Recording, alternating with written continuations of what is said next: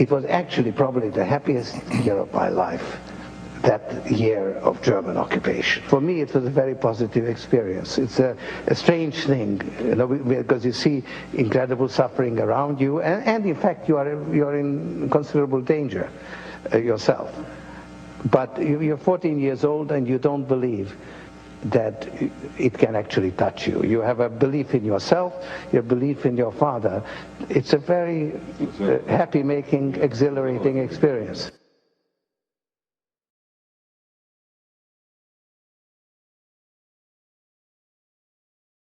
My understanding is that you went out with this protector of yours who swore that you were his adopted godson. Yes. Went out, in fact, and helped in the confiscation of property from the Jews. That's right. Yes. I mean, that sounds like an experience that would send lots of people to the psychiatric couch for many, many years. Was it difficult? Not at all. Not at all. Of all the financial titans and philanthropists of the 20th century, none are more complex or mysterious than George Soros. Like Carnegie, J.P. Morgan, and the Rockefellers, he amassed billions through ruthless business decisions, only to turn around and give away most of his fortune to advance his own personal philosophy. He can move world financial markets simply by voicing an opinion, or destabilize a government by buying and selling its currency. He also pledged more aid last year to help people in Russia than the U.S. government did. But now George Soros is worried. He thinks the global economy is coming apart at the seams, and that the world needs to be protected from people like George Soros. We may now think that everything is fine, but the fact is that the system is broke and it needs fixing. What you're doing is asking some form of regulation to protect the world against you. Well, I am a player, and I think all players should be regulated. There have to be rules of the game. Take 81,000 to buy. Buy 48,000. Buy him 69,000 YUM. Right now, his Quantum Group hedge fund moves $14 billion of rich investors' money around the world every day, looking for profits and answering to no one. Soros makes huge bets on whole countries and economies. Last year, when he saw cracks in the Asia boom, he began selling the currency in Thailand. Traders in Hong Kong followed suit, triggering a financial crisis that plunged much of Asia into a depression. In the last 2 years, you've been blamed for financial collapse of Thailand, Malaysia, Indonesia, Japan, and Russia. Yeah, all of the above. All of the above. Yeah. Are you that powerful? No, I think there's a great misunderstanding. The Prime Minister of Malaysia said that the region spent 40 years trying to build up its economy, and along comes a moron like Soros with a lot of money, and it's all over. He called you a criminal. It's easier for him to blame an outside force than to admit that they were mismanaging their economy and their currency. The French finance minister talked about hanging speculators from lampposts. Soros says the Asian currencies would have collapsed even if he hadn't been in the market. They were overvalued. He says people tend to follow his lead because he's been so successful. I think that I've been blamed for everything. I am basically there to make money. I cannot and do not look at the social consequences of what I do. This man is a carnivore of the first order. Jim Grant is the editor of Grant's Interest Rate Observer and one of Wall Street's most respected analysts. He never tires of watching Soros, in part because of the huge bets he's willing to place on his hunches. He has always amazed the people he's worked with at his audacity and his willingness to back up his commitments with enormous sums of money. It causes the blood to drain from ordinary mortals' faces. Like risking $2 billion in Russia. When the Russian market began falling apart in August, Soros was the country's single largest investor. He called the U.S. Treasury and asked Uncle Sam for $7 billion to prop up the ruble. When U.S. officials failed to intervene, Soros wrote a letter to the Financial Times of London saying he thought the Russian currency should be devalued by as much as 25%. A few words from Soros were enough to cause panic selling that fueled the crash. What's it like to have a statement that you make have such serious, grievous consequences? I mean, you can, it looks to me like in a number of situations you can take a position against a currency or make a statement, and the whole country falls apart. Well, it's a tremendous sense of responsibility, actually. And it's also a humbling experience because I am actually trying to do the right thing, and sometimes what I do has an unintended negative consequence, as it did in Russia. For both the Russian middle class and for Soros, who lost his $2 billion. Whatever his motivations, no one can accuse him of greed. He's backed away from the day-to-day operation of his businesses and is giving away his billions now with the same determination that he made them in places like Haiti, a country that has less money in the bank than he does. Last month, he brought the First Lady with him for a look at some of the projects his foundation is funding.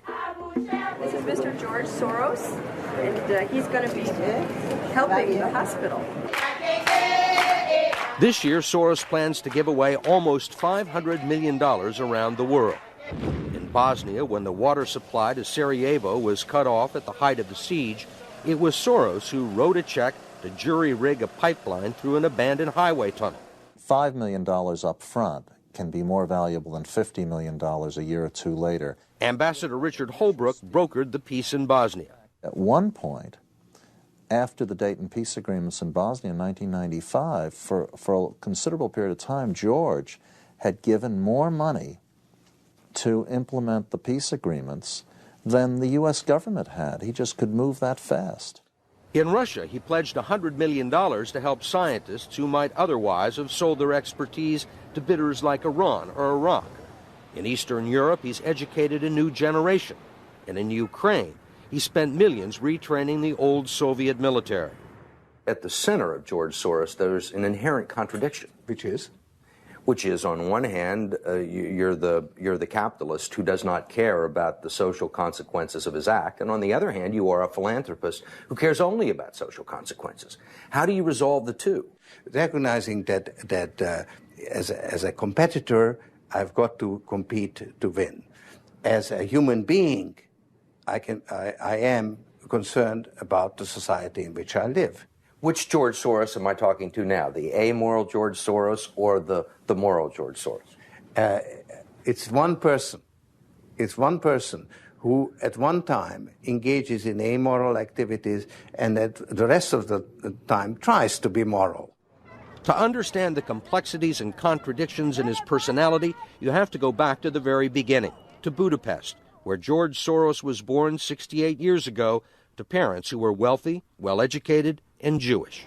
When the Nazis occupied Budapest in 1944, George Soros' father was a successful lawyer. He lived on an island in the Danube and liked to commute to work in a rowboat. But knowing there were problems ahead for the Jews, he decided to split his family up. He bought them forged papers, and he bribed a government official to take 14-year-old George Soros in and swear that he was his Christian godson. But survival carried a heavy price tag. While hundreds of thousands of Hungarian Jews were being shipped off to the death camps, George Soros accompanied his phony godfather on his appointed rounds, confiscating property from the Jews. These are pictures from 1944 of what happened to George Soros' friends and neighbors. You're a Hungarian Jew who escaped the Holocaust by posing as a Christian. Right. And you watched lots of people get shipped off to the death camps. Right. I was 14 years old. And I would say that that's when my character was made. In what way? That one should think ahead, one should understand and anticipate events, and one is threatened. It was a tremendous threat of evil. I mean, it was a very personal experience of evil. My understanding is that you went out with this protector of yours who swore that you were his adopted godson. Yes, yes. Went out, in fact, and helped in the confiscation of property from the Jews. That's right. Yes. I mean, that sounds like an experience that would send lots of people to the psychiatric couch for many, many years. Was it difficult? Not at all. Not at all. Maybe as a child you don't see the connection, but it created no problem at all. No feeling of guilt. No. For example, that I'm Jewish, and here I am watching these people go. I could just as easily be there. I should be there. None of that. Well, of course, I could be on the other side, or I could be the one from whom the thing is being taken away. But there was no sense that I shouldn't be there, because that was, well, actually, funny way, it's just like in markets, that if I weren't there, of course I wasn't doing it, but somebody else would be taking it away anyhow. In other words, whether I was there or not, I was only a spectator, the property was being taken away.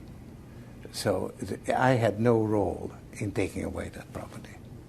So I had no sense of guilt. Are you religious? No. Do you believe in God? No. Soros told us he believes God was created by man, not the other way around, which may be why he thinks he can smooth out the world's imperfections. When we went with him to Ukraine, he was treated like a visiting head of state and was received by the president. Then he was received by the prime minister and finally the central bank.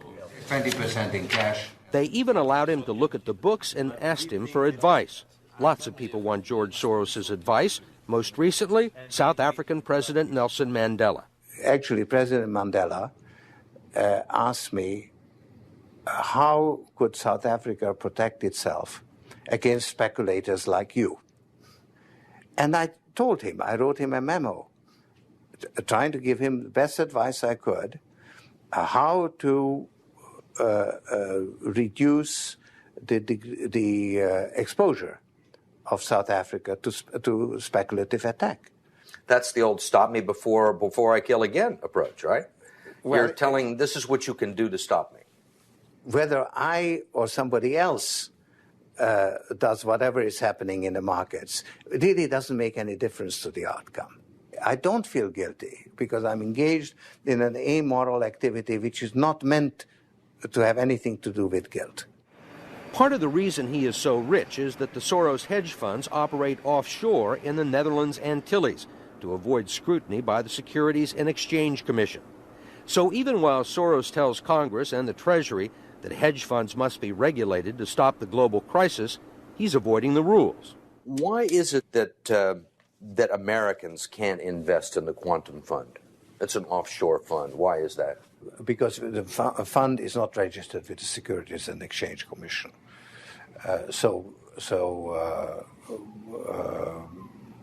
We are not licensed to do business in the United States. That's right.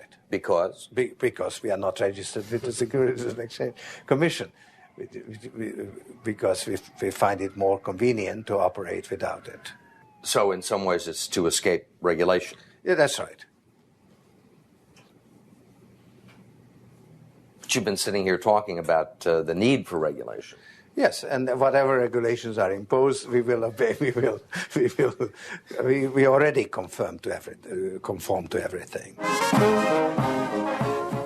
If the beneficiaries of Soros's billions do not understand the intricacies of SEC rules and offshore hedge funds, they do understand what he's done for them.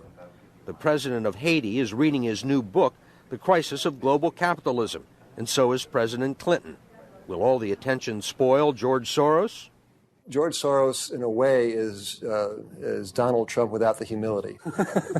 One of your money manager told us that George really does think he's a god. I mean, if you think that you're God and you go into financial markets, you're bound to come out broke. So the fact that I'm not broke shows that I don't believe that I'm God.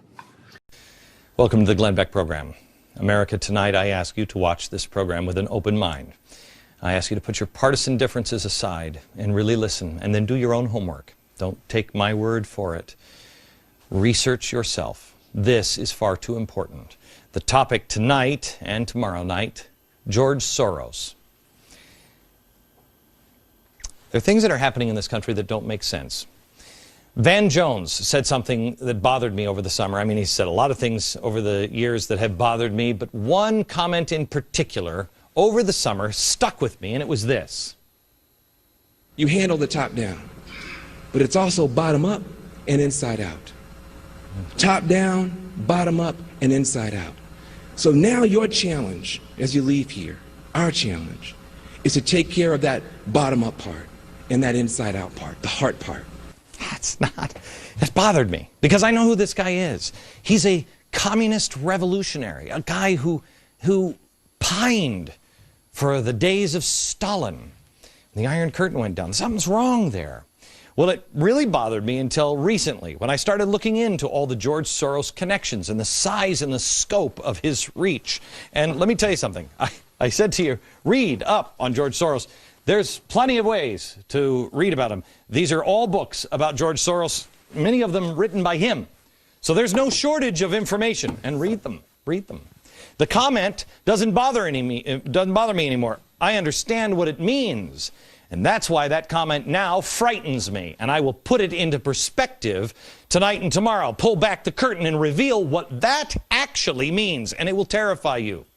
There's a couple of other things that you'll understand. First of all, in 2003, Soros and a partner funded the new $5 million liberal group, MoveOn.org. Well, MoveOn.org, what exactly is that? Well, you remember it. This is the group that originally called General Petraeus General Betrayus. It was despicable. Well, who had they tapped for the executive director of MoveOn.org? This guy, Zach Exley. I've never heard of him before. Do you know who he is? Well, he previously had trained activists for the anarchist group, the Ruckus Society. These are the riots in Seattle, helped orchestrated by this guy. More on that in just a minute. Oh, by the way, he's also a blogger for the Huffington Post, which is interesting because the Huffington Post gets money from George Soros. Oh, and he's also a fellow with the George Soros Open Society Institute. Violent radicals. Oh, and by the way, it's just not that phrase that came.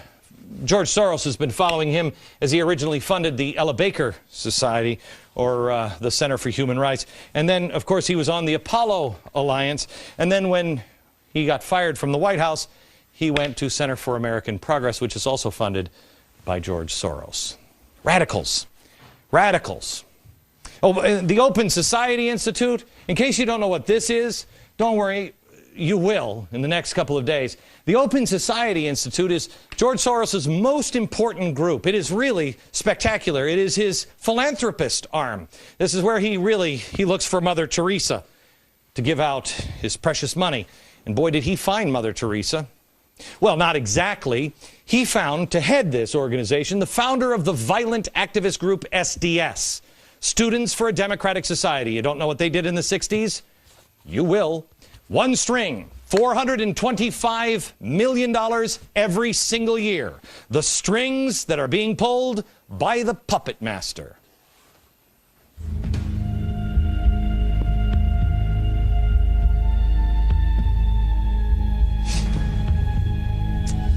Hello, America. There are a few working parts to a puppet show. There is the puppet master here. There's the stage. There's the audience. There are the strings to each puppet. And then there's the story. But there's also why. Why is the story? Why is the show happening? What is the puppet master? What is his motivation? Is it for the money? Is it for entertainment? Is it personal gain? What is it? Make no mistake, we are watching a show. The stage is the world. It's television, it's newspaper, it's speeches, it's the political elections, it's what's happening in Washington. You are the audience. And like any good show, they do have one goal in mind. They want you to feel something. But most shows don't have a hidden meaning behind it. They just want you to laugh. They want you to be entertained. This one, not so much. At the end of the show, you have a choice to make. They want you to get up from your seats. Of course, they have in mind what they are planning on you choosing, and they are just using this stage to try to make the case and convince you of it. It's really propaganda. Here's the propaganda book. Here it is. This is actually from one of Wilson's. Nasty, nasty guys. This is the book that I've told you before on propaganda that Hitler used. Goebbels. I just want to show you in propaganda, this is D. Now this is what's taught in schools. D. Democracy is administered by the intelligent minority who know how to regiment and guide the masses. That's great. This is Edward Bernays. Let me give you the whole quote here. He says, the conscious and intelligent manipulation of organized habits and opinions of the masses is an important element in a democratic society. Those who manipulate this unseen mechanism of society constitute an invisible government, maybe almost a shadow government, remember that, which is the true ruling power of our country. Do we have a shadow government? Answer it now, remember how you answer it, and then answer it again after today's show and tomorrow's show. The question is, do we have a shadow government? And if we do, who are those intelligent minority that is guiding us through? And where are they guiding us to? If you skip past all of the puppets and the strings, if you stop looking at the puppets themselves, you have to see who's behind the puppets. Who is choosing the puppets and the players? Who's the puppet master? George Soros. Now, I am sure that this will be called a conspiracy theory, and quite honestly, a year ago, 2 years ago, I wouldn't have believed it myself. But it is right out in the open. I encourage you, do not take my word for this. Do your own research, and don't go to conspiracy websites or anything else. Go to his own books. Go to the biographies written about him. Go to things that are well documented, like 60 Minutes, things that are well known for their accuracy. We have all of the materials that put this show together at glennbeck.com and in my free email newsletter. I want you to see the footnotes on this program. Do not take anything I say as gospel tonight. I want you to decide for yourself. I want you to question with boldness. Is George Soros a man who says, yes, you will be perfect and you will be perfect? Is he really a puppet master? And if he is, how does he control? How does he control? Well, let's start with this. Let's just take a couple of examples here on what George Soros has said and then see if there's any connection to anything. Soros spoke at Columbia University. He talked about an urgent need for campaign finance reform. I want you to remember, questioning our elections is important to George Soros. You'll understand in about 20 minutes. Well, he wanted to have campaign finance reform. He thought it was important. He spoke at Columbia University about it. Well, Open Society, his little group, Open Society, started by the guy with SDS, it was one of only a handful of groups who spent $123 million to push finance reform. Soros, quote, said, do something about the distortion of our electoral process by the excessive use of TV advertising. So he wanted to make sure that lies couldn't distort things. Well, it wasn't long after that speech at Columbia University that, lo and behold, Senator Russ Feingold, a progressive, and a few months later with John McCain, a Republican progressive, came with a proposal in hand for what would eventually become the McCain-Feingold Act. The irony, if it is that McCain-Feingold ultimately led to the explosion of 501c3 groups, which can advertise at will. 501c3 groups. Oh, 501c3 groups? You mean like Sojourners, or Color for Change, or the Tides Foundation, or Media Matters, or People for the American Way, or MoveOn.org, Center for American Progress, the Apollo Alliance, Elder Saker for Human Rights. You mean those things? You see, we had the McCain-Feingold Act, and then mysteriously, almost unbeknownst to everyone, those groups became very powerful, much more powerful. And guess who controls most of the most powerful? George Soros. George Soros, in the aftermath of 9/11, talked about police action as an alternative to war. Now, did anybody pick up on that? This is what he said. War is a false and misleading metaphor in the context of combating terrorism. Crimes require police work, not military action. George Soros. Here he is, the Democratic candidate for president, adopting crimes require police work, not military action positions.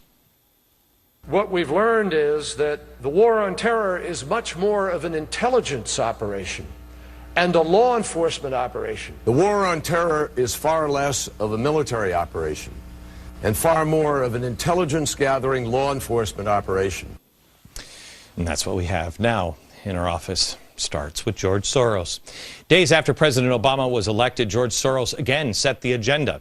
He said, quote, "I think we need a large stimulus package which will provide funds for state and local government to maintain their budgets because they are not allowed by the Constitution to run a deficit. For such a program to be successful, the federal government would need to provide hundreds of billions of dollars. In addition, another infrastructure program is necessary. In total, the cost would be between $300 and $600 billion range." Well, what was on the first thing on his agenda? The $787 billion stimulus bill. Gee, I remember this, and I remember saying at the time, who wrote this? It was too complex. It was too early in his, oh yeah, that's right, the Apollo Alliance. Where does the Apollo Alliance come from? The Tides Foundation. And where does the Tides Foundation get a lot of their funding? George Soros. Soros also heavily promotes green jobs and cap and trade. Also, days after Obama was elected, he called for a new energy bill. "I think this is a great opportunity to financially deal with global warming and energy independence. The U.S. needs a cap and trade system with the auctioning of license for emissions rights. I would use the revenues from these auctions to launch a new environmentally friendly energy policy that would be yet another federal program that could help us overcome the current stagnation." Well, Congress introduced, but you stood up. You said, "I don't think so." The audience started to revolt. Cap and trade failed. Now, through Freedom of Information Act, we find out that the Department of Energy and the EPA actually coordinated their response to damning reports on green jobs from Spain with the help of George Soros and his Center for American Progress, which gets their funding from here, George Soros. Here it is, December 9th, 2004. Also, there was this piece of information. This guy, where is Eli? Eli Pariser. There he is. He headed the Soros group, the front group, MoveOn.pac. Now, he wasn't upset that Kerry lost. Why? He explained this in an email. This is important that you understand. Quote, "In the last year, grassroots contributors like us gave more than $300 million to the Kerry campaign and the DNC and proved that the party doesn't need corporate cash to be competitive. It's now our party. We bought it, we own it, and we're going to take it back." Do you understand what just happened? George Soros got rid of all of the corporate money through McCain-Feingold, which then allowed all the 501c3s to come in. This one might help, and this one might help, and this one might help. And all the 501c... Hi, I'm Bill O'Reilly. Thanks for watching us tonight. We have a powerful and important program, so I hope you stay through the whole thing. You won't be sorry. Buying political power. That is the subject of this evening's Talking Points memo. Factor has been investigating far-left billionaire George Soros, a man who wants to impose a radical left agenda on America. And under the radar, he is making great progress. Soros has set up a complicated political operation designed to do two things: buy influence among some liberal politicians and smear people with whom he disagrees. Now, here's a chart of how Soros and a few other wealthy radicals who help him are funneling money into the political process. Stay with me on this. Most of Soros's political money flows through his Open Society Institute. You see it there on the left, which is almost unlimited funding. Since 2001, according to federal documents, the Open Society Institute has given nearly $20 million to the Tides Foundation, right below that, an astounding amount. Now, Tides, in turn, funnels the money to a variety of radical hatchet men who are all well paid. For example, Tides has donated millions to the vile propaganda outfit Media Matters, which specializes in distorting comments made by politicians, pundits, and media people. Media Matters is an internet site, but directly feeds its propaganda to some mainstream media people, including elements at NBC News, columnists Frank Rich and Paul Krugman at the New York Times, columnist Jonathan Alter at Newsweek, and Bill Moyers at PBS. In fact, as president of the Schumann Center Foundation, Moyers oversaw at least a $500,000 transfer of money to Media Matters. We'll have more on that tomorrow. Now, George Soros is also pouring money into the Center for American Progress, run by former Clinton aide John Podesta, and the Democracy Alliance Group, both of which fund Media Matters as well. So you can see an enormous amount of money this Media Matters has control of. Finally, George Soros has given the radical left organization Move On many, many millions of dollars. This group actively supports liberal politicians like Howard Dean and John Edwards. It also organizes demonstrations promoting left-wing causes. So you can see how powerful this guy Soros has become. He can smear anyone he wants in a variety of ways. His organizations can raise millions for politicians who will do his bidding. Thus, he can demand that politicians running for office do what he tells them to do. If a liberal politician doesn't toe the Soros line, he or she will be denied funding and brutally attacked. Just ask Senator Joseph Lieberman about what Move On and Media Matters did to him. Now, Talking Points has reason to believe John Edwards is taking orders from the Soros group right now, and other Democratic politicians may be as well. The goal of George Soros, Peter Lewis, Susie Tompkins Buell, and other radical financiers is to buy a presidential election. By that I mean find and fund a candidate who will tacitly do what he or she is told to do. In the past, big business has been accused of doing just that. Now it is the likes of George Soros, an extremist who wants open borders, a one-world foreign policy, legalized drugs, euthanasia, and on and on. My book, Culture Warrior, documents the Soros policy and his tax-evading businesses located in Curacao and Bermuda. The really frightening thing about all this is that most Americans have never even heard of George Soros. This is off-the-chart dangerous, but completely legal under the McCain-Feingold Act. In the weeks to come, we'll have more on Soros and his operations, including naming more of the mainstream media that is actively helping him, which includes Rosie O'Donnell. And that is the memo. Now for the top story tonight, reaction to our investigation. Joining us now from Atlanta, Phil Kent, author of the book Foundations of Betrayal, How the Liberal Super-Rich Undermine America. And here in the studio, conservative radio talk show host Monica Crowley. Monica, begin with you. Did I leave anything out? No, I think you were right on. And you know what? This is an incredibly well-oiled, brilliantly orchestrated machine. And as you pointed out, it's also a brilliant way to get around the campaign finance laws in this country. You have one guy in George Soros. You had mentioned big business had been criticized for this stuff before. Here you've got all of this power in the hands of one guy because he's got $1 billion fortune where he can put his money wherever he wants. The problem is twofold. Number one, transparency. This guy's been able to fly under the radar for a long time before you just exposed him because the mainstream media protects him because they're on the same ideological Okay, and page. also because it's a complicated, you see where the money flow goes. Can you put that chart up again?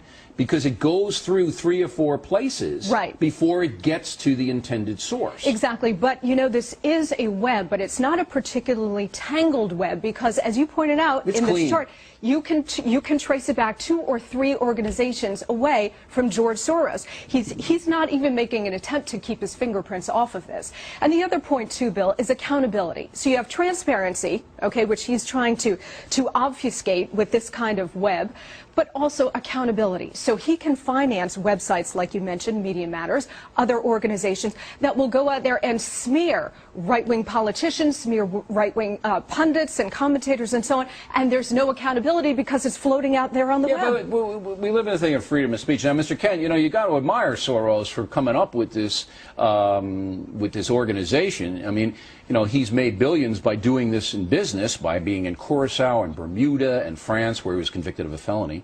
And he knows how to do this. He knows how to move the money around and use it to gain influence. And now he set his sights on changing the basic fabric of this country. Well, that's right. George Soros is really the Dr. Evil of the whole world of left-wing foundations. In fact, one of his most chilling quotes a few years ago was that the main obstacle to a stable and just world is the United States. He really hates this country, and he funds these things, as your chart points out, and open borders, and even radical Islamic groups that defend suicide bombers. So this guy is all over the map. I didn't have that on there. Now, what's the radical Islamic group that defends suicide bombers? The American Arab Anti-Discrimination Committee Research Institute is a Soros recipient, and they've actually defended suicide bombers. And I've got this in my book, and how he funds La Raza, the race, the open borders advocacy he funds group, La Raza, we know that. Now, what is the intrusion of the mainstream media? Because you have some pretty big names. Bill Moyers. Wednesday night, he's going to take a big shot at the press on PBS. We know he's in bed with Soros. Rosie O'Donnell, not taken seriously, but certainly a platform every day on ABC. New York Times, two of their main columnists, Newsweek magazine, Jonathan Alter, and NBC News, where it's pitiful, but they have commentators that basically take exactly what Soros gives them and spit it out over the airwaves. That's a lot of power, is it not? It's a lot of power. Soros really does believe wealth controls culture, and he wants to really control the political scene in the United States and the media. And as your chart points out, it's very chilling, the groups that he is funding through the Open Society Institute. You know, the assets alone of this private tax-exempt foundation, over $175 million. Wow. And as you point out, he loves the Tides Foundation, a big left-wing tax-exempt foundation. I didn't know it was that high right now, 175 million tax-free. Now, Monica, if you're like Lieberman and you're a moderate Democrat, Soros could put a big hurt on you fast. That's right. I mean, I mentioned right-wing commentators, right-wing politicians, but if you are a moderate, responsible Democrat who happens to take a different point of view than George Soros, you are just as much of a target. Now, we believe that John Edwards has forged some kind of a arrangement with Soros. I can't prove it beyond a reasonable doubt, but his actions are pretty much dictated by Move On. He's absolutely right in with those people. Have you seen that? I have heard that reported, Bill, and you know that's the real danger here, is that there are campaign finance laws on the books to prevent exactly this, to prevent a politician from being held in the pocket by a fabulously rich guy like George Soros. Yeah, I mean, this is off the chart. That's right, Really and then if you don't toe the line, you run the risk of being cut off by somebody like this. Well, and attacked, and you do not want to court that danger, not if you're running for president. And they don't stop at you. They'll go for your family. They'll go for anyone. Ms. Kennedy, I'm going to give you the last word, but are there any Republican or conservative groups that rival Soros? You know, I tell you, the research that I compiled in my book, if you take the top 3 conservative tax-exempt foundations, they're totally dwarfed by Soros and the Radical Ford Foundation. It's probably 15 times more of the assets. Remember, MoveOn.org and Soros spent $5 million alone in anti-Bush ads in 2004. They have got clout. Yeah, it'll be 4 times, 5 times that much in the 2008 election. Monica, Mr. Kent, thanks very much. We appreciate it. Next on the rundown, once again, the mayor of San Francisco says he will not obey the law. And later, the Factor did not use the Alec Baldwin tape. We will explain why we decided not to use it. Upcoming.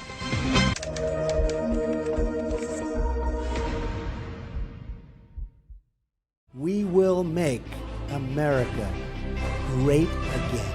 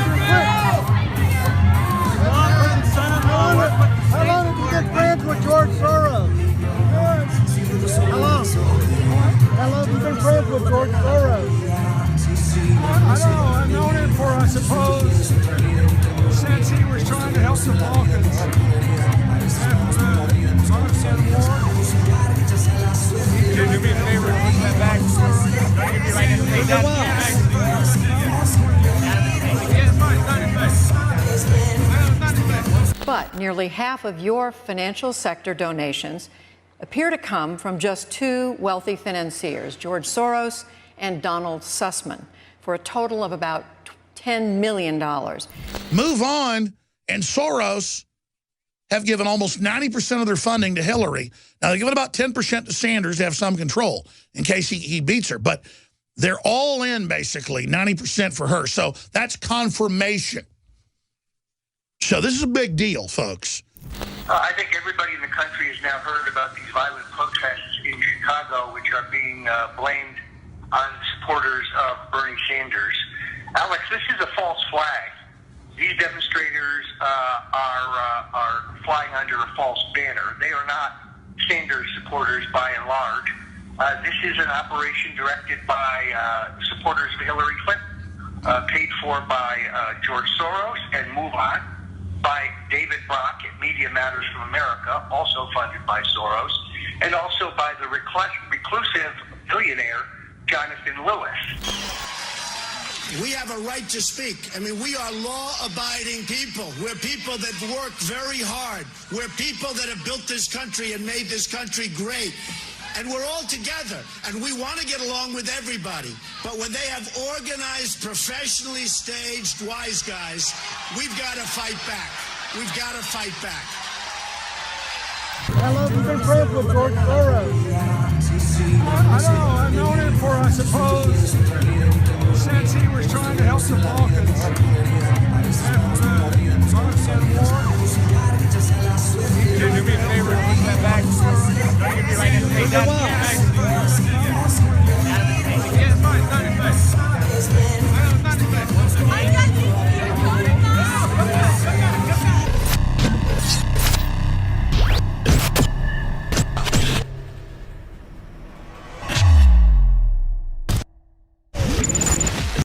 The globalists have controlled the mainstream media for a long time, but now they're expanding and making the weaponization even more vicious and deceptive. All the major networks are state-run. We are partnering this year with the NFL. The NFL has become a political weapon against the Second Amendment and pushes Obamacare. MSNBC tells us that our children belong to the state. We have to break through our kind of private idea that kids belong to their parents or kids belong to their families and recognize that kids belong to whole communities. It is more important than ever to realize that we are not the alternative media. We are the true media. The establishment dinosaur press is dying. We are in an information war, and we are losing that war. Join us at InfoWarsNews.com and PrisonPlanet.tv. Members can share their memberships with up to 11 people. By subscribing, you will literally be buying war bonds in the info war to expand our operation in the face of the tyrants. Join us at PrisonPlanet.tv.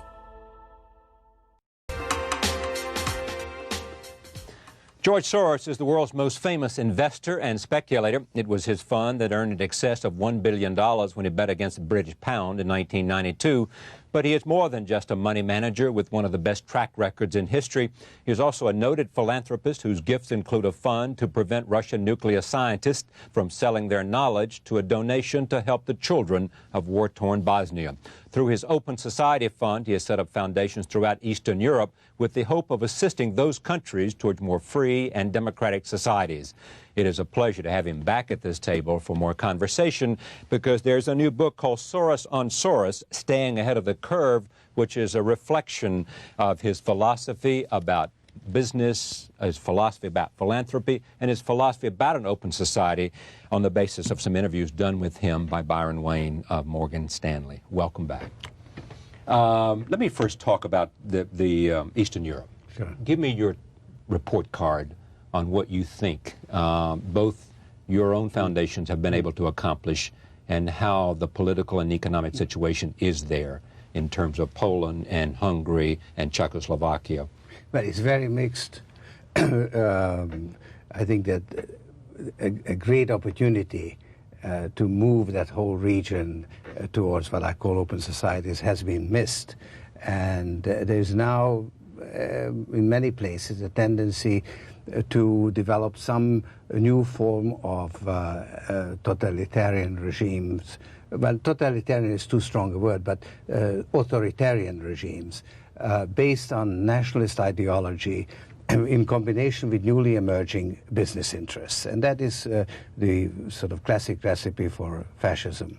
Now, you know, I don't want to overstate the case, because there are many countries like exactly Poland, Hungary, the Czech Republic, that are sort of really moving towards Europe. And the case in Russia, of course, is up for grabs.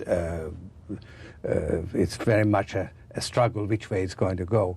But there are other countries, like, for instance... Between democratic forces and how would you characterize the alternative? Well, it's sort of a new authoritarian regime based on nationalism. Right. This is the... Zhirinovsky and others who think right, like he does. Zhirinovsky is fading. Right. But maybe Levitt is rising. Right. But whoever wants to win the elections will have to take a somewhat xenophobic,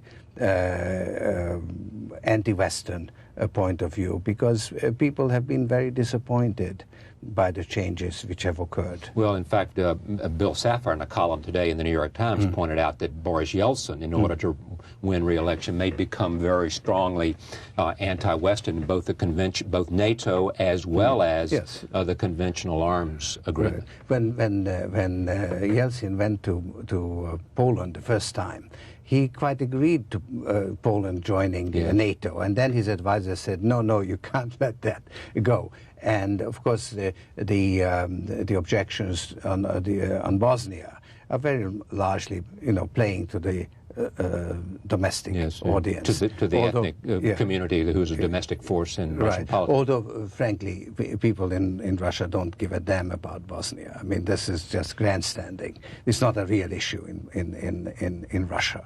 They care about Chechnya. People deeply care about what happened in Chechnya. Bosnia is not an issue that is discussed outside Parliament. And they care about Chechnya to the detriment of Boris Yeltsin and blame him for what happened. People are very upset about that horrible incident. Yes. But does he win re-election, you think? Well, it's too early to say. First, you've got the parliamentary elections, and there is a hope of you know, sort of a democratic center with this Chernomyrdin party, and Yavlinsky is doing well in the polls. But I'm afraid that the anti-reform elements may predominate. Yavlinsky is someone you admire very much for his economic ideas. Well, altogether, I have great respect for him, because he's one man who actually stands by his ideas. He's really remained, let's say, clean in a society where very few people have been able to. If someone came to you and said, have your foundation investments, the amount of money that you have through foundation, creating the university, Central European University? Yes. Creating the university and other things you have done to promote the notion of an open society, have those seeds been worth the effort? Yes. Would you say yes, or would you say... No question about it. I mean, I think that when you look at the entirety of what the foundations have done, it's been very worthwhile and very effective. Yet if you look at individual programs, many have failed. We have had many difficulties. In Russia, we have had about 3 putsches where the foundation had to be cleaned up. So it's been one long struggle with lots of difficulties, but when you look at the results, very rewarding. Philanthropy for you is more rewarding than anything you do? Well, I've got great reservations about philanthropy. Actually, I really think that charity is a very corrupting activity, and it is so, even in my own foundations, and I'm struggling against it all the time. Where does the corruption come from? Well, first of all, you know, you corrupt the people that you give money to, because you don't teach them self-reliance, but you teach them to depend on you. You teach them dependence rather than interdependence. That's right. So you make them, they become objects of charity, which, I mean, we avoid. But then it's very corrupting to the giver, because people suck up to him. People will tell him what people, when they go to a foundation, they tell the foundation what the foundation wants to hear. And then when they get the money, they do with it what they want to do. And the two are not the same. Does it cause you to want to pull back from philanthropy because you believe that it might not be? No, but I've got, I must say that I got sucked into something that I knew was full of paradoxes and contradictions. Did you do it in the beginning because you had made so much money that you wanted to carry forward a philosophy you believed in? Well, it had to do with that, in the sense that when I made more money than what I needed for my own good, I thought, how can I serve the public good? But until quite recently, the foundations have not been driven by money. In other words, it wasn't that we had to give away a certain amount of money. Unfortunately, it hadn't also been that we didn't have money to give in case there was a good cause. So it was really the merit of the particular project that mattered. Let me talk about the business end and come back to the philosophical end for a second. There has been much talk about your comeback. During the bad times of certainly the beginning of '95, I guess, when did the comeback begin, when you began to once again connect? Well, no, I don't. No, I think this shouldn't be taken out of context. We have had, several patches. We have an average performance of something like 35% over the last 20 odd years, 26 years. But it's made up of years which are 5% or 8%, and years that are 60% or 100%. That's how you get the average. Yeah. And we had 4 wonderful years, 90 to 93 inclusive, and 94 we were only up 4%, which was our second worst year. And in the first half of this year, we were actually down when the market was up. That's what I referred to. And that was a sort of a bad patch. But you have said, you're quoted as saying that somehow you began to feel somewhat that the forces were against you, in a sense. I mean, did you? Well, we just didn't get it right. We had the opportunities were there, and we got caught. And it didn't hang together, but we got it together now. All right, but stay with me though. Let me explore this, because there is something I think for people to say. What happened when you were on such a roll that you began to hit the rough patch? Right. What did it do to you, and what did it cause you to question, and how did you come out of it? Well, first of all, I'm immune because I've now got a young team. I know. They do all the work, and I'm very supportive, and I worry for them. But I don't really worry. Well, Stanley Druckenmiller and people like that have gotten all the credit. But they took all the pain, because managing money the way we do is extremely painful. A very responsible job and very stressful. And I don't actually feel the stress. If I did, I probably wouldn't be able to sit here and talk to you. So that's number one. You don't feel the stress anymore because it's not your judgments that are on the line? I'm not on the line. Right. They are on the line, and I'm just stand behind them. I'm coach, right? And they are performing. It's right. Of You're course the coach and Stanley's the quarterback, isn't it? Right. So of course I'm involved, you constantly re-examine what you're doing wrong, and you slowly you tentatively get things right. But you can't really get a dynamic going until you have a little profit under your belt, because it's very different when you're risking your principal than when you're risking your profit. So that's how you get these runs, when you get it right, and then you can risk more and make more money. When you have lost it, when you're doing poorly, you've got to retrench. And even as you get it right, you don't get the performance until you can do it on a larger scale, because risking your profit, you see, is much easier. It's less terrifying than risking your principal. Yeah, I mean, the reason we have such a good record is because we never lose our principal. Once we are in a bad position, we retrench. So we might lose a little bit, but we're never in danger. Because you leverage well.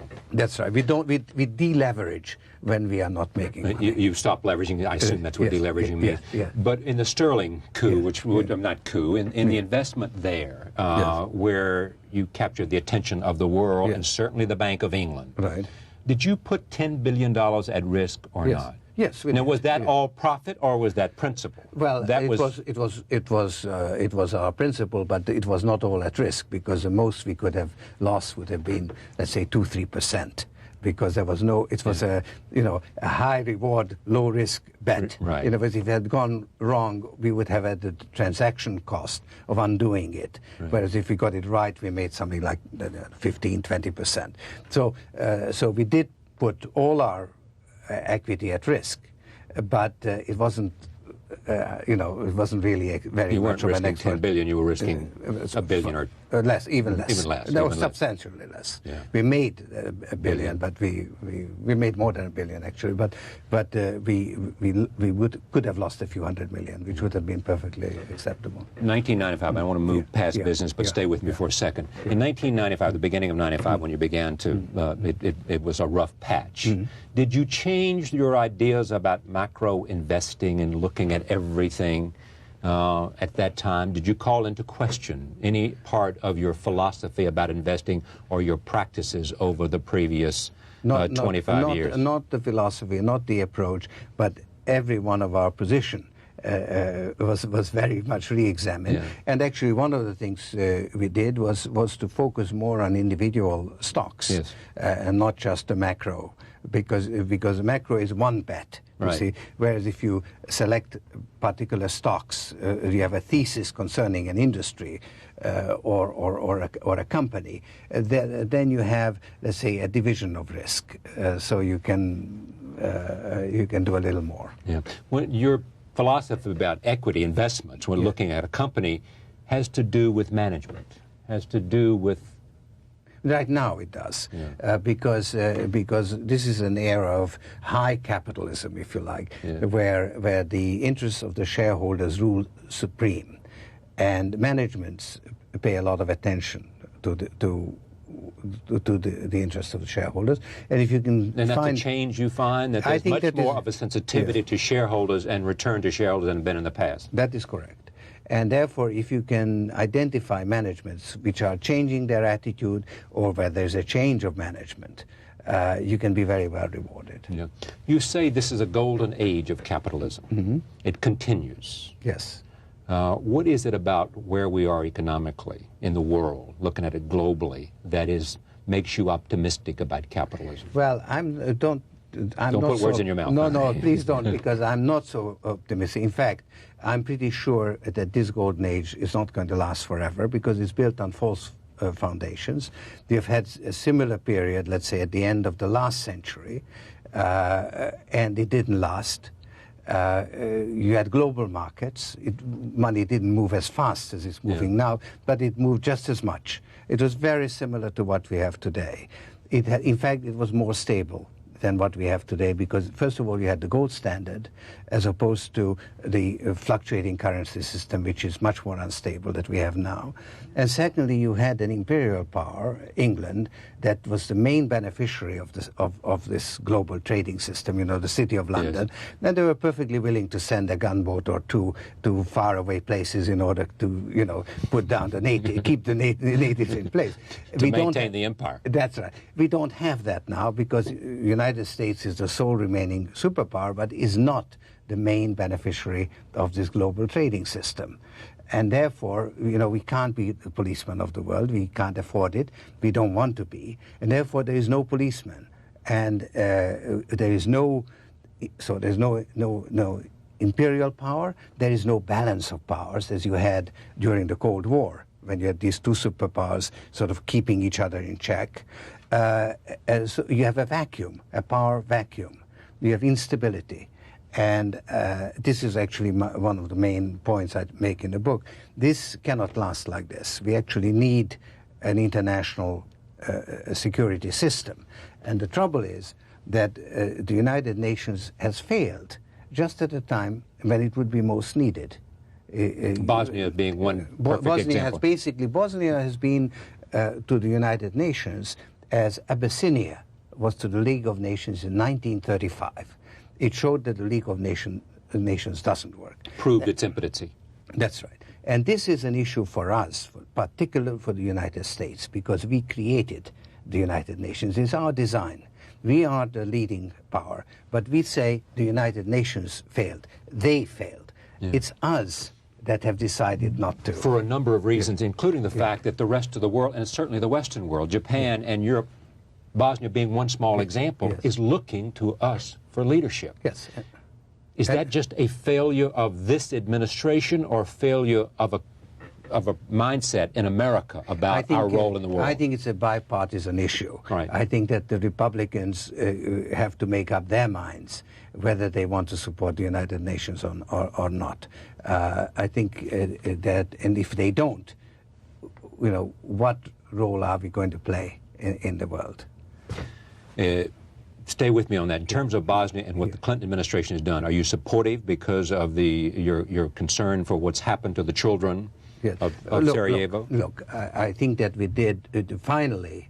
You see, when actually the survival of NATO became an issue, because NATO got involved and it lost its credibility, and for us, maintaining the credibility of NATO is what really moved us.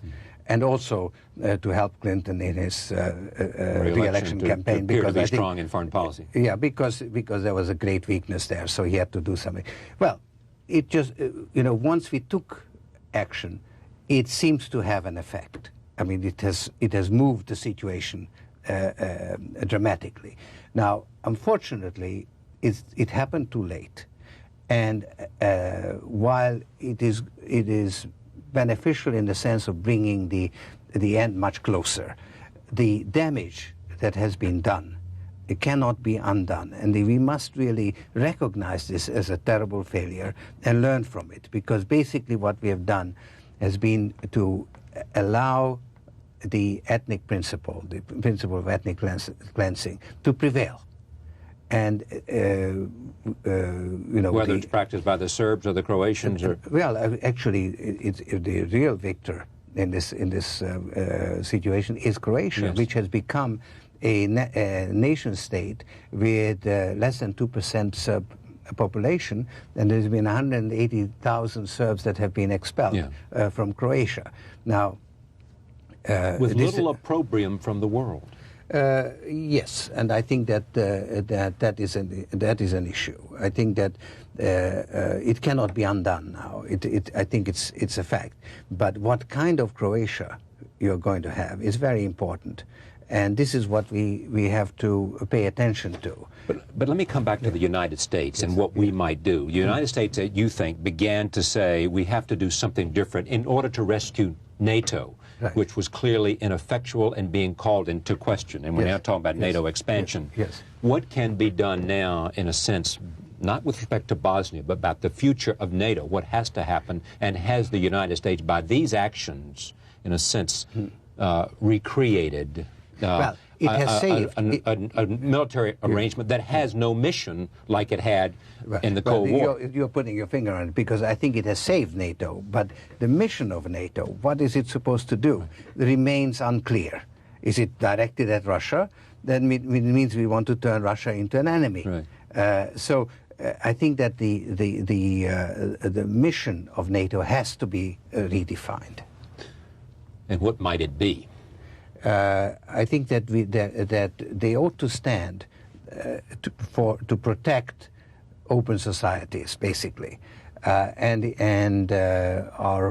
we ought to generally, in this part of the world particularly, care about what kind of regime prevails in a country. In other words, our attitude to Russia should be different depending what kind of regime it is. Is it a democratic regime, or is it an authoritarian regime?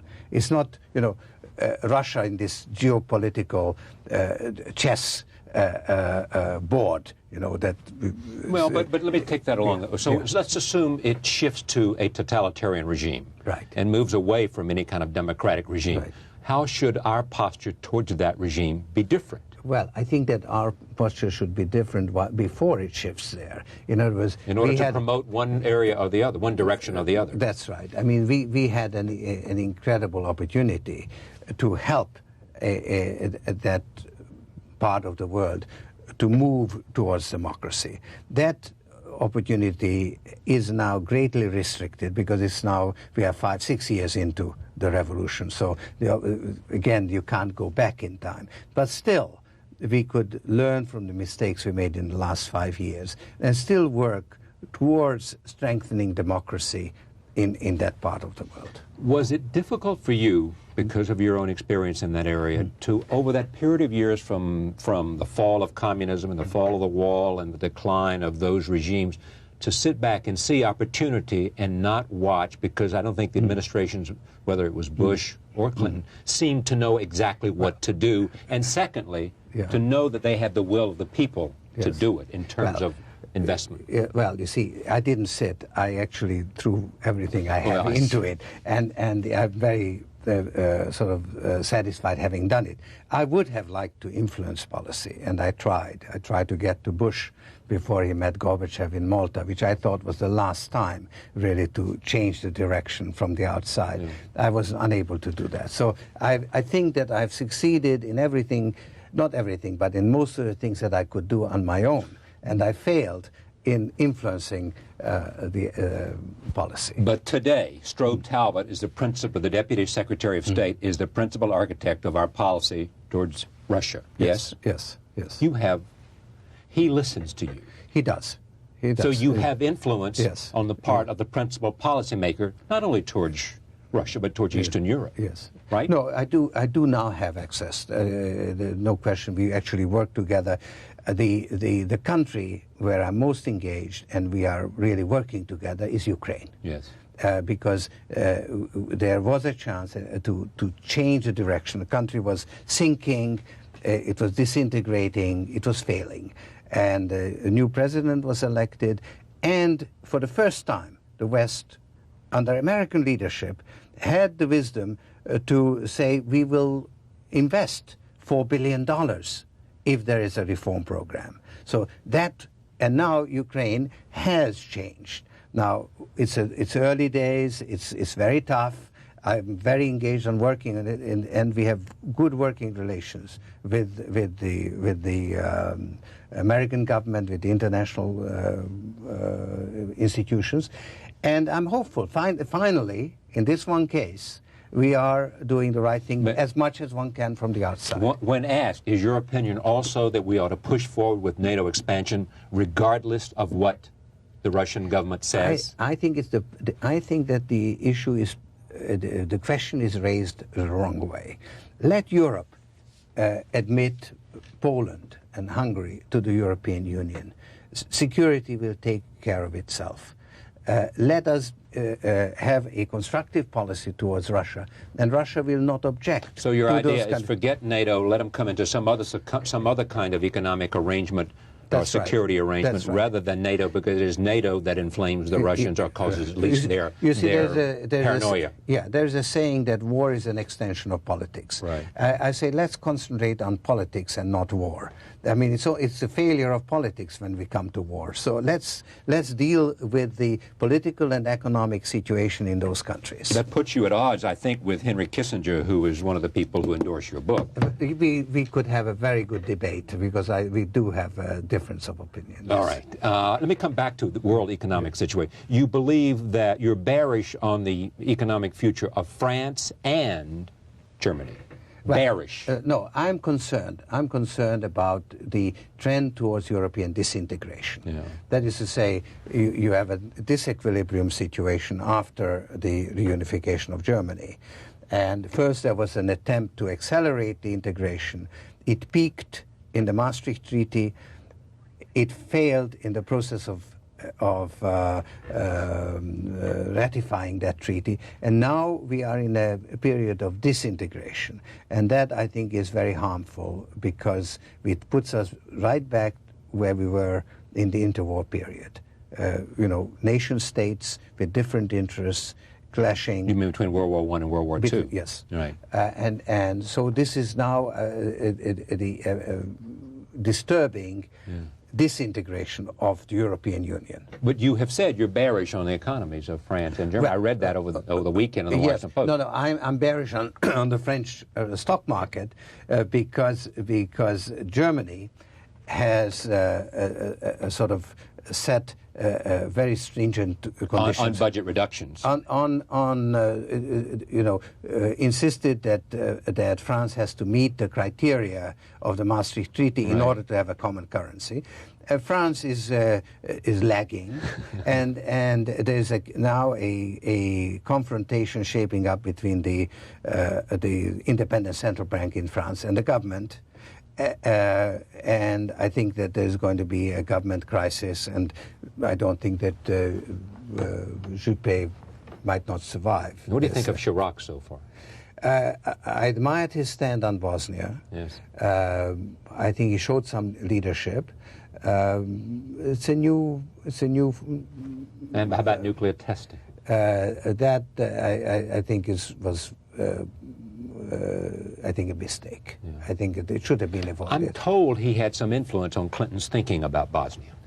I think that it was one of the elements that moved this administration to action. Okay, I'm coming to the U.S. economy in a second. Let's go to Japan. Yeah. You believe that they have dealt with their interest rate problems there, but have not dealt with a significant structural issue they have there, which is that the finance minister has enormous control. Right. No, you see, Japan faces a problem of deflation, the likes of which we have not seen since the Depression. It's due to, prices are falling and economic activity is falling. It was a very disturbing development. The banking system is in deep trouble, a lot of bad loans. The government has taken steps to try to dig itself out of this hole. One of the ways of doing it is actually to try to get the yen down in value. This gives a little opportunity to people like me to make some money and dig ourselves out of the hole. Yeah, I know. You've lost some money on the yen, did you not? That's right. So interest some money rates, is putting it lightly, probably.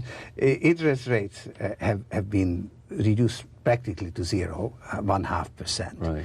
And finally, the yen is falling in value, and there's the problem of Keynes mentioned this problem of pushing on a string, but there are these holes in the banking system, so you can push a lot of string into those holes, so you will be able to do something. So I think that Japan will probably dig itself out, but it hasn't even started to deal with the structural issue which has gotten it into the hole. Because what people don't realize, we sort of so admire this fabulous industrial economic machine. miracle that's taken place there. The industrial machine, where Japan really has comparative advantage in practically every industry that it enters. Because they were modernized after the war and they had appropriate management.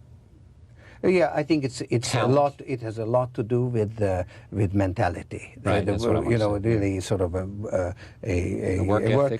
work ethic, and in a way, sort of a feudal mentality, which is good for producing, but not very good for trading, not very good for playing financial markets. For that, you need a different mentality, a commercial mentality, and that they don't have. And because of that, they have this financial machine, which is under the control of the Minister of Finance. It's run by bureaucrats and operated by bureaucrats, and they have actually frittered away practically all the wealth. Oh, the profits of the industrial miracle. That's right. So there's this tremendous failure next to the tremendous success. We've been mesmerized by the success. We haven't paid attention to the failure. How about China? What's your feeling about China and all the talk about the potential of China, both as a market because of 1 billion plus people, Well, I have a little theory about China, and that is that the communist regime will be swept out of power by an old-fashioned capitalist bust.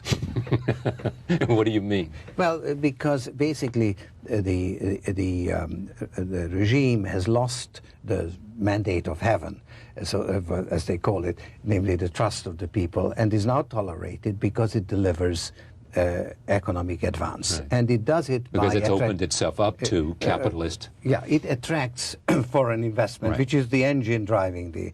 And if ever that engine goes into reverse, then you're going to have political trouble, which will push the foreign investors further into reverse, which will then create further political problems. So you could have a political and economic collapse together. Well, might it happen when Deng Xiaoping dies, after all, when he dies, because of the competition among... I think he's essentially dead. Yeah. I think he's dead. So I think that... I don't want to say that essentially dead. I mean, no, clearly... no, I mean, it's to all intents and purposes.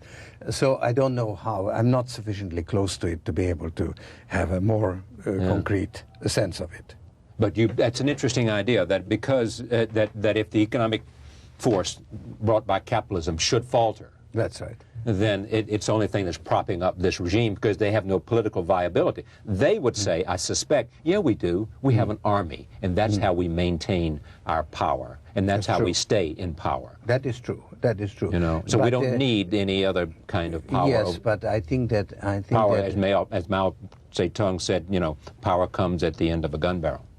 That may be true, but that is irreconcilable with economic progress, because the army is a drain on the economy, and actually it is in China, I think, quite a severe drain.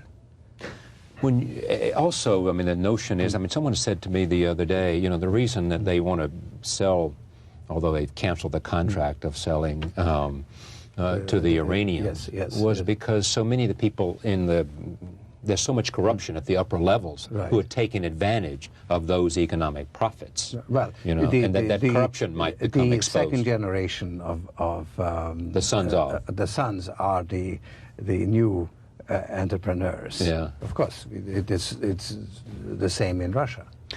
The United States. You think we have successfully managed a soft landing? That's right.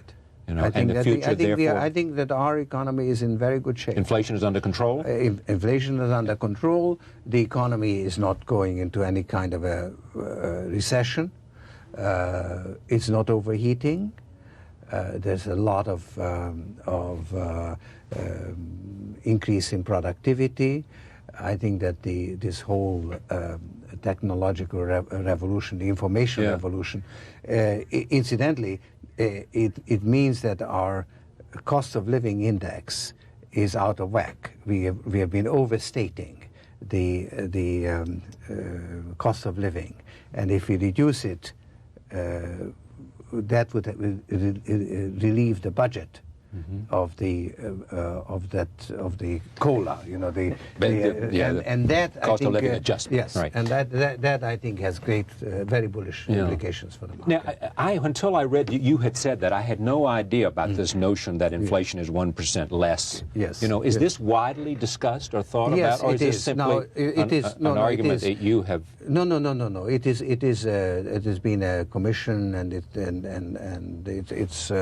it's very much in the works. It's a question whether it is really as much as 1% or not. But you have said it'll save us $160 billion. That's right. You know. That's right. Yes. That's not somehow. It's not in the market yet. Yeah. Why isn't this a ringing endorsement of President Clinton? Actually, it is. I mean, if that's the issue, he's done well for the economy. It ought to work for him in the elections. I think he has a reasonable chance of getting re-elected, actually. Yeah, I do too. Even though I am extremely critical on his failure on the foreign policy But do you side. believe he's coming around, though? I mean, he's had recent foreign policy successes. I mean, people will look at Haiti, they'll look at Ireland, which is not entirely his, but he played a role in that. You've got the Middle East, where there's an additional now, phase 2, on the West Bank. I mean, there are a number of things that people are saying, while you don't win elections on foreign policy, what you do is erase notions that you don't know what you're doing. That's probably right. That's probably right. I find it rather hard to take that that's the only motivation that seems to be driving the administration, because I think that we have greater responsibilities in the world. Are you supporting him or not? I supported him last time, but I can't at this point. I can't because of our foreign policy failure. But I may revise my view. I haven't decided how. You don't have a candidate then? No, I don't have a candidate, and I don't intend to mix in domestic politics. I think that I do have a foreign policy agenda, but it's really a bipartisan agenda, and I don't think I can advance it by sort of taking sides. Let me talk about you and your biography, which we have talked about before on this program. Born in Hungary. When you were 14 years old, your father taught you, you say, in a masterful way, the art of survival. Yeah. What did you mean? Well, because, this was the German occupation. We would have been taken away and killed. And he had enough sense, because of his previous experiences, to realize that the normal... What do you mean his previous experiences? Well, he was a prisoner of war in Russia, right. And he escaped, and he lived through the Russian Revolution, and he came back from that a changed man, because he saw this turmoil, fighting, and I mean he went through a horrendous experience, and that taught him a lesson which then came in very useful. He in turn taught me a lesson which came in useful to me. Which is the art of survival, which is... Well, it's basically that there are times when the normal rules don't apply. You see, the way you've looked at the world is just not applicable because the world has changed. It's a revolutionary situation. When has it been applicable in your life, and when has it been employed in your life? Well, it was certainly had this experience with the Nazi regime, then the communist regime, the beginnings of the communist regime, and then actually I've kind of specialized on these far from equilibrium situations in the financial markets. That's been my specialty. But explain more. In other words, changes, you see, people generally play with a certain set of rules. Right. And I am particularly interested in changes in the rules of the game. And so I'm looking for the new game and the new rules, how they are played. So because I'm attuned to that, I can sort of sometimes anticipate or understand these periods of regime change when something really new is happening. Let's say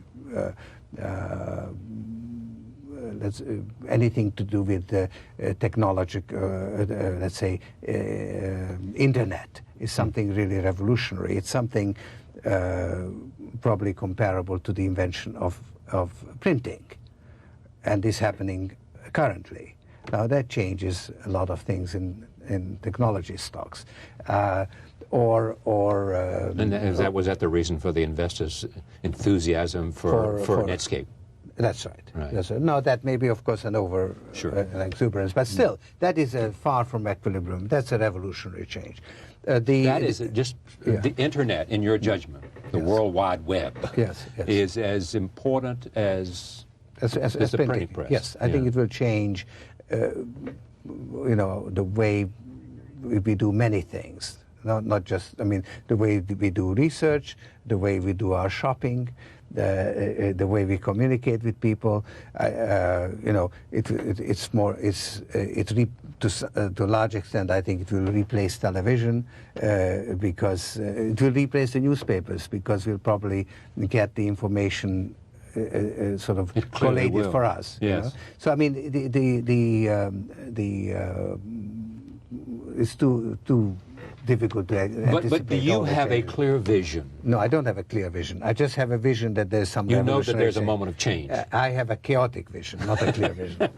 You have a moment, but you know there's a moment of change here taking place because of the internet. Yes. Because it changes the way the world speaks to each other. That's right. The individuals in the world, and gives people the capacity to go around institutions, right. that they or have access to institutions in a different way. It sort of democratizes in a way. Yeah, it will change many things. So that's one example. But I mean, you take, let's say, Europe, the integration and disintegration of Europe. Those are, you know, what we talked about. It makes me bearish on the French market. So those are the changes that I look at. Now, does that still mean you adhere to macro investing, or is it? Oh yes, of course. And that basically is looking at looking at a series of forces that you think. Yes. Whatever the currency you're looking at, whether it's bonds or stocks or commodities or currency. Right. Well, if it's a macroeconomic change, then you've got sort of macro instruments like bonds, or which allow you to play them. Yeah. How have you changed after all of this money and all of this attention? I mean, what has it caused you to do with the way you live your life and choices you make for yourself? Well, I think it empowered me in many ways. I mean, it has given me freedom, and it has also given me an ability to have much greater impact than otherwise. And of course, with that goes the responsibility. What kind of impact do you want to make, right? So it really makes you think. So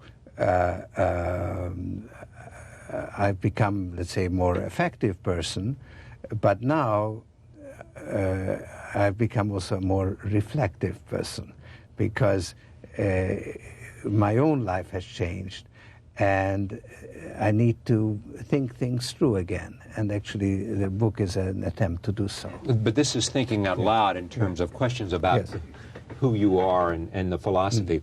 You have suggested one role model for you was John Maynard Keynes, and both because he was an investor and a theoretician, because he had a Keynesian philosophy about the way the markets work. Yeah, I mean, it's just sort of, I was asked, well, I know, do you but have any models? So, I mean, you know. I'm not suggesting you're comparing yourself to Keynes, but you look at someone who had a life and you say he was a philosopher. I think that's a full life, you see, to actually to participate and to think, to interact. I mean, for me, thinking and understanding is the most important thing. But for many years in my youth, you know, I was deeply involved in profound philosophical questions, and I went on over and over the same questions until I was really spinning my wheels. I wasn't getting anywhere. Then I entered the real world, and I moved forward, you see. My wheels grabbed on, and that has enabled me to bring my own thinking forward. So let's say the conceptual framework which I outlined there, I formed it in my student days, but I've developed it a lot further, you see. So I think that I'm, you know. What did markets teach you about your philosophical framework? Well, it was a laboratory where I could test my ideas. And because it is a hard-headed, very realistic laboratory. Yeah, it's a hard taskmaster. Yes, you see. you know. So there is such a thing as reality. Okay, there's one should realize, and funny thing to say that the market is reality, because it seems to be so far removed from reality. But that is actually a very good example of what reality is, because all the false ideas and misconceptions that we have, and which play in the market, is part of the reality that we have to think about. So the role of misconceptions is tremendously important in forming reality. You see, that the reality of the market is infused by your recognition of all the misassumptions that go into it. You see, one of the major misconceptions, which we sort of started with the Greek philosophers and then was reinforced by science, the success of science, is that our thinking is here and reality is there. And there's a correspondence between the two. You know, we try to understand what's out there. But in effect, our thinking is part of the reality that we are trying to understand. You see, so instead of thinking of sort of two parallel things. We have to realize that there is one big thing, which is reality, okay? And there really is such a thing, and we are part of it. And being part of it, we can't possibly encompass it, understand it fully. And our conceptions about what that thing is, usually misconceptions, is part of it. Yeah. So it's an evolving reality. It's a self-generating reality. The more we understand, the better we can cope with it, the more sophisticated our civilization becomes. The more complicated, the more there is to understand. What do you think is the best? I want to come to the markets and how you feel about the fact that the markets are not perfect. Well, let me go to that first. Yeah. You think the markets are not perfect? Well, I think one of the misconceptions prevailing is that you know, there's such a thing, rational expectations, right. Efficient markets, and so on. I think that basically markets, it's closer to the truth to say that markets are always wrong. Yeah. Than to say that they're always right. Okay? They're not always wrong. But yeah, it's closer to the truth. You also think there should be some regulation of markets. And while we have regulations from country to country to country, there is no regulation, in a sense, a global regulation. No, well, see, what I put forward is that financial markets are inherently unstable. And to preserve stability, it has to be the objective of policy to introduce or to preserve stability. And in fact, we have the central banks whose job it is. We have the SEC that oversees the securities market. But we now have a global market, and we don't have global institutions. And we still need regulation. And we really have to do something. But I should point out that the Quantum Fund is an offshore fund. Yeah, well, I know what I'm speaking about. I can tell you. I don't mind regulation as long as it doesn't single out our fund. As long as it applies to everyone equally. It's okay to regulate, but don't regulate offshore funds. No, it's all right to regulate offshore funds as long as they are not singled out. You know, and particularly we are not singled out. For reprimand or for punitive. Right, okay. Right. You would like to see some regulation of derivatives. Yes. I think that clearly the instability in the yen showed that options can be very disruptive. They were very disruptive in the '87 crash. You know, that portfolio insurance was the use of a derivative. And it was recognized, and then so-called circuit breakers were introduced. So I think that there is a need to recognize that derivatives can be destabilizing because they bring about trend-following behavior, automatic trend-following behavior by the people who have sold the options. And when the market goes against them, they have to engage what is called dynamic hedging. Yeah. Do you worry when you look at the Barron's Bank situation and the situation in Japan that there are throughout the world that there are these rogue traders who can cover their mistakes without being detected for a period of time? I don't think it's anything new. I think they've been around since the 18th century or even in antiquity. So is new the volume? Is that what's new? The stakes, the money? Even maybe the size of the defaults are, because the size of the institutions is different. I think we have always had those little mishaps, and we'll continue to have them. And we have a lot of regulations and internal controls, and it's only when they break down that you have these incidents. You are, what, 60-something, right? 65. 65.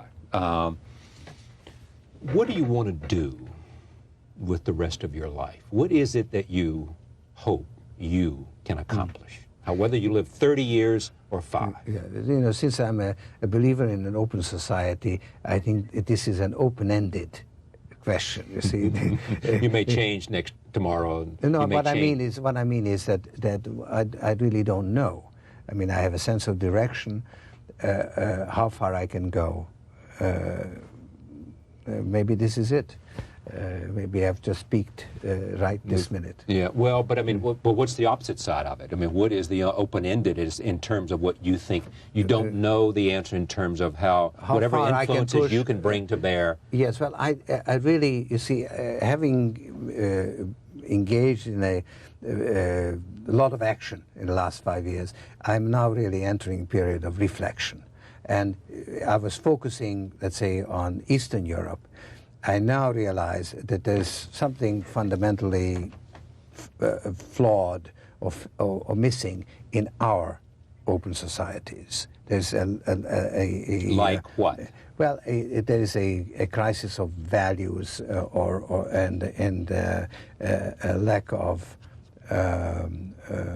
cohesion, a lack of a common purpose.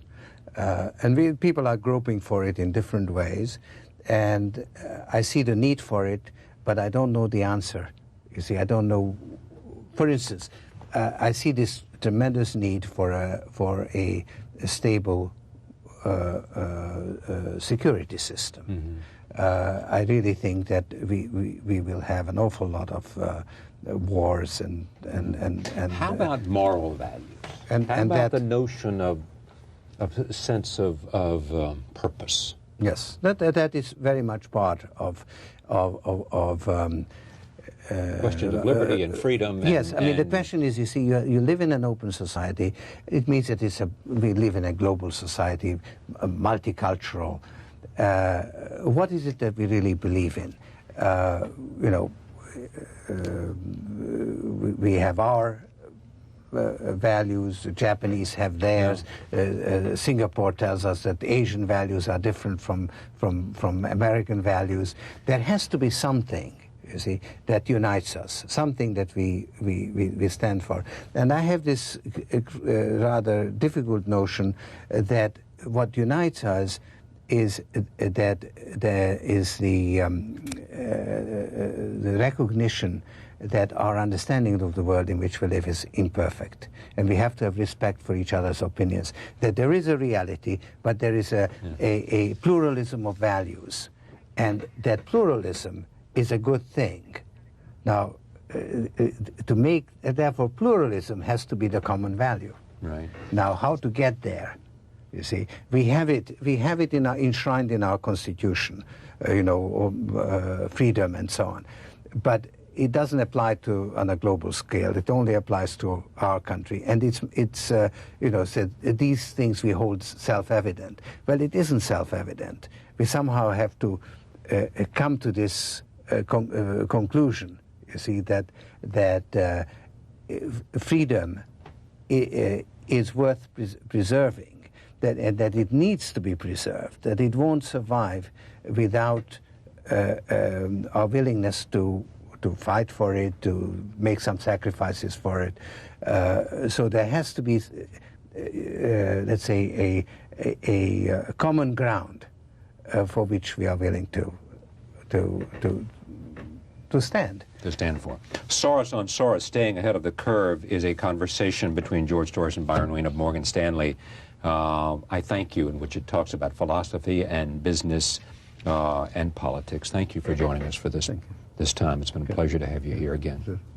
We thank you for joining us. Look forward to seeing you next time. Introduced, but you stood up. You said, I don't think so. The audience started to revolt. Cap and trade failed. Now, through Freedom of Information Act, we find out that the Department of Energy and the EPA actually coordinated their response to damning reports on green jobs from Spain with the help of George Soros and his Center for American Progress, which gets their funding from here, George Soros. Here it is, December 9th, 2004. Also, there was this piece of information. This guy, where is Eli? Eli Pariser. There he is. He headed the Soros group, the front group, MoveOn.pac. Now, he wasn't upset that Kerry lost. Why? He explained this in an email. This is important that you understand. Quote, in the last year, grassroots contributors like us gave more than $300 million to the Kerry campaign and the DNC and proved that the party doesn't need corporate cash to be competitive. It's now our party. We bought it, we own it, and we're going to take it back. Do you understand what just happened?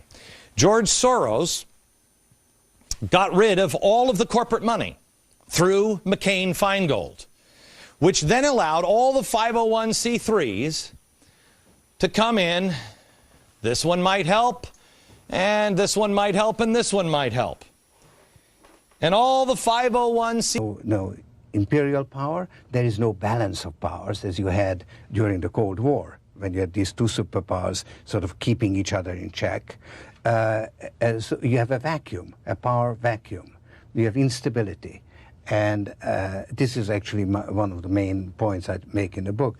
This cannot last like this. We actually need an international security system. And the trouble is that the United Nations has failed just at a time when it would be most needed. Bosnia being one perfect example. Bosnia has been to the United Nations as Abyssinia was to the League of Nations in 1935. It showed that the League of Nations doesn't work. Proved its impotency. That's right. And this is an issue for us, particularly for the United States, because we created the United Nations. It's our design. We are the leading power, but we say the United Nations failed. They failed. Yeah. It's us that have decided not to. For a number of reasons, including the fact that the rest of the world, and certainly the Western world, Japan and Europe, Bosnia being one small example, is looking to us for leadership. Yes. Is that just a failure of this administration or failure of a mindset in America about our role in the world? I think it's a bipartisan issue. Right. I think that the Republicans have to make up their minds whether they want to support the United Nations or not. I think that, and if they don't, you know, what role are we going to play in the world? Stay with me on that. In terms of Bosnia and what the Clinton administration has done, are you supportive because of your concern for what's happened to the children of Sarajevo? Look, I think that we did finally. You see, when actually the survival of NATO became an issue, because NATO got involved and it lost its credibility, and for us, maintaining the credibility of NATO is what really moved us. And also to help Clinton in his re-election campaign, because I think strong in foreign policy. Yeah, because there was a great weakness there, so he had to do something. Well, it just once we took action, it seems to have an effect. I mean, it has moved the situation dramatically. Now, unfortunately, it happened too late, and while it is beneficial in the sense of bringing the end much closer, the damage that has been done, it cannot be undone, and we must really recognize this as a terrible failure and learn from it, because basically what we have done has been to allow the ethnic principle, the principle of ethnic cleansing, to prevail. And whether it's practiced by the Serbs or the Croatians, or well, actually, the real victor in this situation is Croatia, which has become a nation state with less than 2% Serb population, and there's been 180,000 Serbs that have been expelled from Croatia. Now, with little opprobrium from the world. Yes, and I think that that is an issue. I think that it cannot be undone now. I think it's a fact. But what kind of Croatia you're going to have is very important, and this is what we have to pay attention to. But let me come back to the United States and what we might do. The United States, you think, began to say we have to do something different in order to rescue NATO. Right. Which was clearly ineffectual and being called into question. And we're now talking about NATO expansion. Yes. What can be done now, in a sense, not with respect to Bosnia, but about the future of NATO? What has to happen, and has the United States, by these actions, in a sense, recreated a military arrangement that has no mission like it had in the Cold War. You're putting your finger on it, because I think it has saved NATO, but the mission of NATO, what is it supposed to do, remains unclear. Is it directed at Russia? Then it means we want to turn Russia into an enemy. So I think that the mission of NATO has to be redefined. And what might it be? I think that that they ought to stand to protect open societies, basically, we ought to generally, in this part of the world particularly, care about what kind of regime prevails in a country. In other words, our attitude to Russia should be different depending what kind of regime it is. Is it a democratic regime, or is it an authoritarian regime? It's not, Russia in this geopolitical chess board, that... Well, but let me take that along. So let's assume it shifts to a totalitarian regime. Right. And moves away from any kind of democratic regime. Right. How should our posture towards that regime be different? Well, I think that our posture should be different before it shifts there. In other words, in order to promote one area or the other, one direction or the other. That's right. I mean, we had an incredible opportunity to help that part of the world to move towards democracy.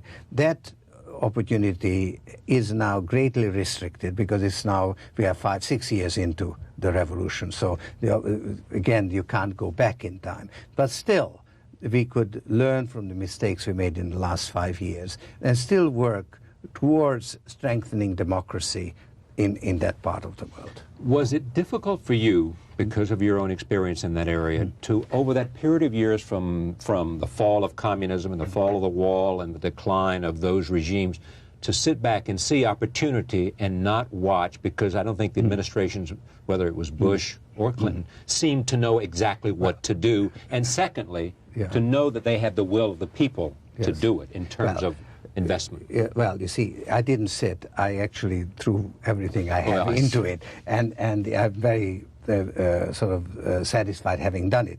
I would have liked to influence policy, and I tried. I tried to get to Bush before he met Gorbachev in Malta, which I thought was the last time really to change the direction from the outside. I was unable to do that. So I think that I've succeeded in everything, not everything, but in most of the things that I could do on my own. And I failed in influencing the policy. But today, Strobe Talbot is the Deputy Secretary of State, is the principal architect of our policy towards Russia. Yes? Yes.